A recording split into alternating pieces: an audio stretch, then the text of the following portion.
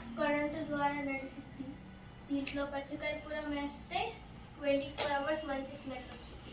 ఇప్పుడు మేము ఆ బాక్స్ని అన్బాక్సింగ్ చేస్తాం. ఇప్పుడు ఈ బాక్స్ని చూడడానికి మేము ఈ బాక్స్ చూపిస్తాం. ఇప్పుడైతే అన్బాక్సింగ్ సగం అయింది, ఇంకా పూర్తిగా చేసేసి మీకు చూపిస్తాం ఇది ఎలా ఉండిద్దని.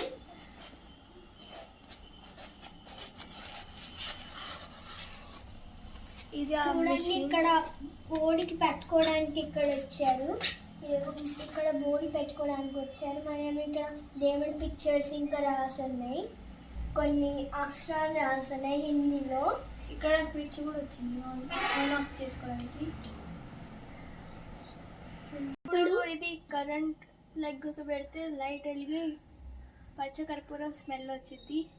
ఇప్పుడు మేము పెట్టి చూస్తాం లైట్ వెలిగిద్దా లేదా అని. బాగానే లైట్ బాగుంది కదా. జరుగు మమ్మీ.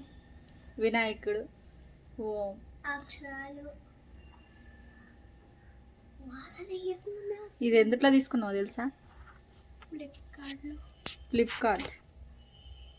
ఫ్లిప్కార్ట్లో ఆర్డర్ పెట్టినాం.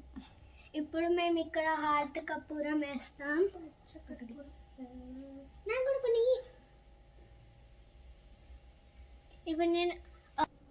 ఇప్పుడు మేము పచ్చకర్పూరం వేస్తాం.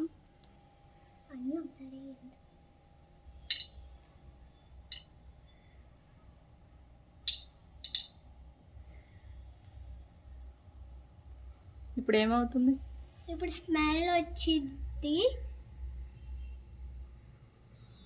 ఫస్ట్ అది ఈ ప్లేట్ ఉంది కదా ఇక్కడ, మిషన్ పైన ఒక ప్లేట్ వచ్చింది కదా, ఈ ప్లేట్ ద్వారా కర్పూరం కరుక్కుంటా పచ్చ కర్పూరం మంచి స్మెల్ వస్తుంది.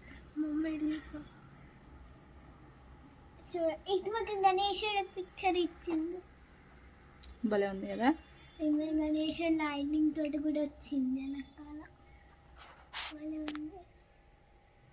దీని మన బెడ్రూమ్లో ఎంత అయింది? ఇది 230 రూపీస్. ఇది మన ఒకసారి బటన్ ఆన్ ఆఫ్ చేయి.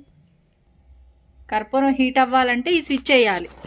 ఇక్కడ స్విచ్ వచ్చింది కదా, కర్పూరం హీట్ వద్దు ఓన్లీ లైట్ కావాలనుకుంటే ఈ స్విచ్ బంద్ చేయొచ్చు.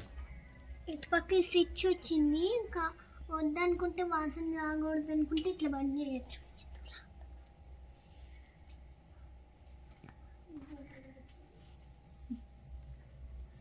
ఫైనల్గా మీకు నచ్చిందా? Yes.